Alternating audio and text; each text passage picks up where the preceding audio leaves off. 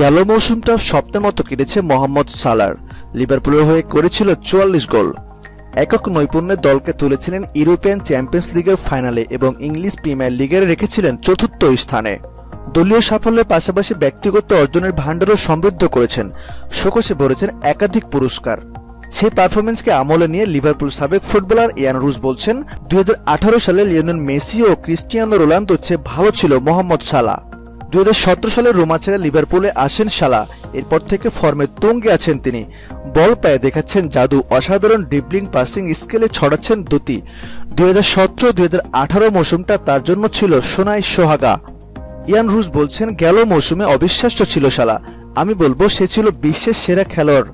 দুনিয়ার কোনো ক্লাবের খেলোয়াড় তেমনটা করতে পেরেছে কিনা আমার জানা নেই। 2018 সালে মেসি রোনালদোর চেয়ে মিশরীয় ফরওয়ার্ড ভালো ছিল।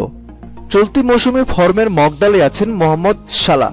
সাবেক ওয়েলস ফরওয়ার্ড বলছেন, দারুণ করছে সালাহ। এ ধারা বজায় রাখতে পারলে একদিন সে অলরেজদের কিংবদন্তি হবে।